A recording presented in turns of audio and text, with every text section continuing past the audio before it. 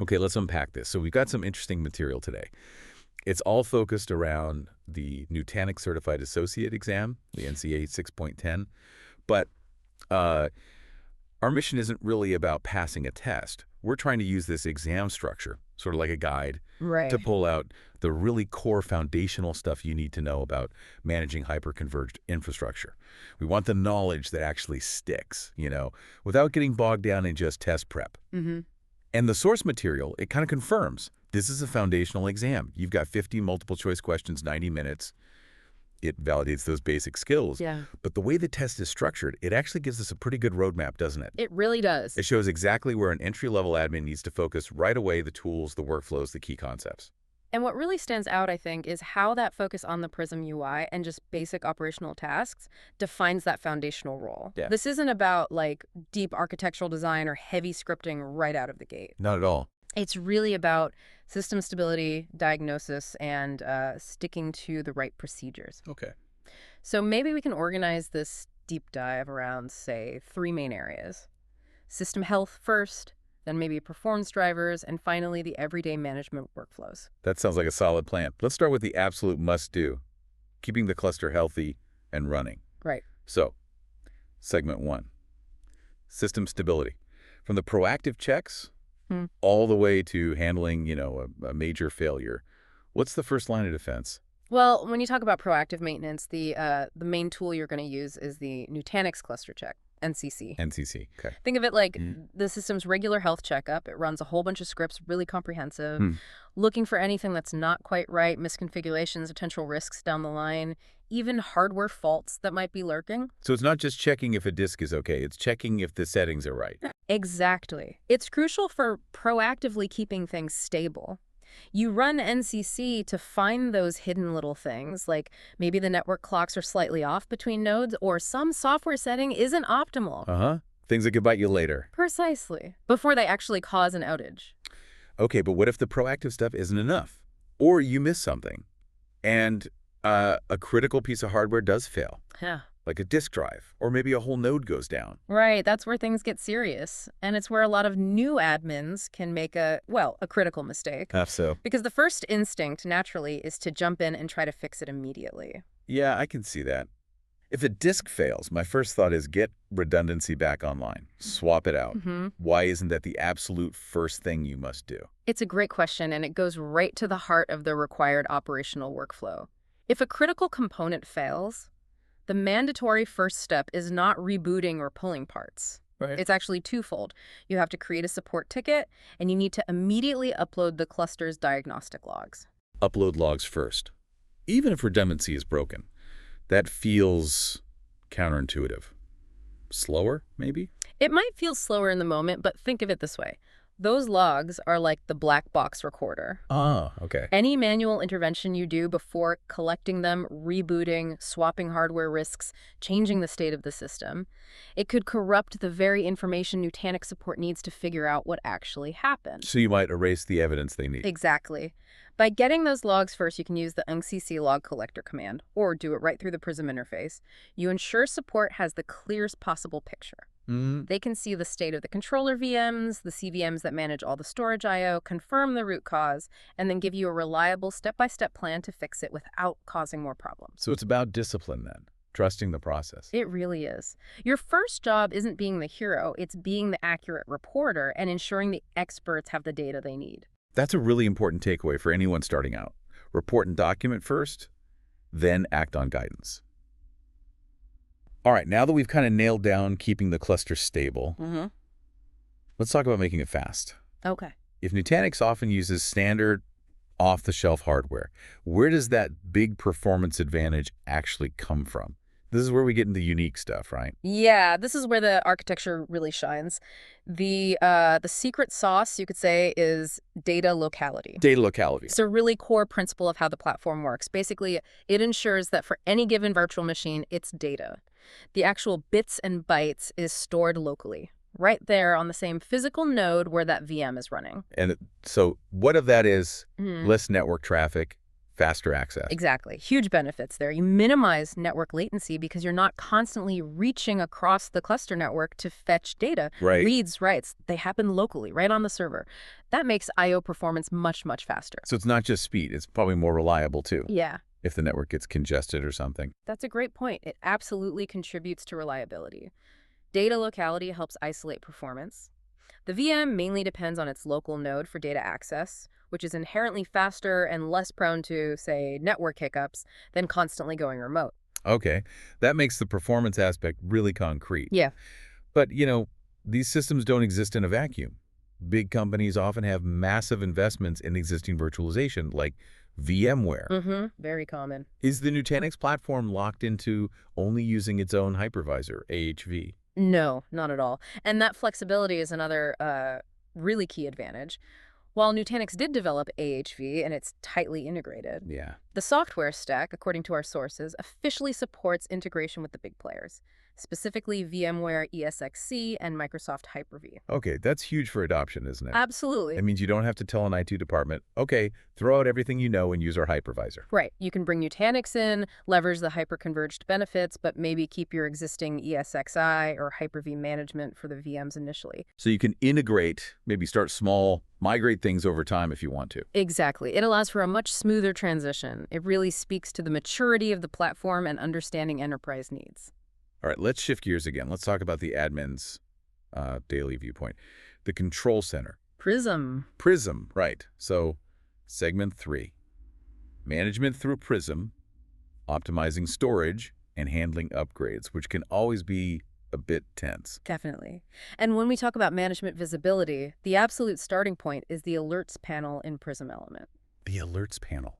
Why is that so central? Isn't it just a list of problems? Well, it's more than just a log file spitting out errors. It's designed to show you in real time the high priority stuff that needs immediate attention. Like disk failures, nodes down. Exactly. Disk failures, node failures, maybe critical services having issues, but the key part is what else it gives you. Okay. It often provides recommended corrective actions right there in the alert itself. So it doesn't just say problem. It says problem, and here's probably what you should do about it. Precisely. For someone maybe newer to the platform, that's invaluable. Instead of seeing a cryptic error code and having to go look it up, the UI might say, disk failure detected, recommended action, run NCC health check on this disk, review log file X, and prepare for replacement using procedure Y. It's like an immediate first-level support guide. That sounds like it would speed things up dramatically. Okay, moving from alerts to efficiency. How does an admin make sure they're not wasting storage space across the cluster? That brings us to storage optimization features. A key one is deduplication. Deduplication. And that works. How? It's typically an inline feature, meaning it works as data is being written. Its job is basically to find identical blocks of data across the entire cluster and ensure that identical block is only stored physically once. It keeps a pointer saying, hey, this data lives over here. So I have like 20 Windows VMs, and they all have the same core operating system files. Perfect example. Dedupe makes sure those common files only take up space one time. Exactly. Instead of storing 20 copies of kernel32.dll, you store one. This is incredibly useful in VDI virtual desktop infrastructure where you have tons of similar desktops. But really, anywhere with repetitive data, it saves a significant amount of physical disk space, which translates directly to cost savings and better capacity utilization.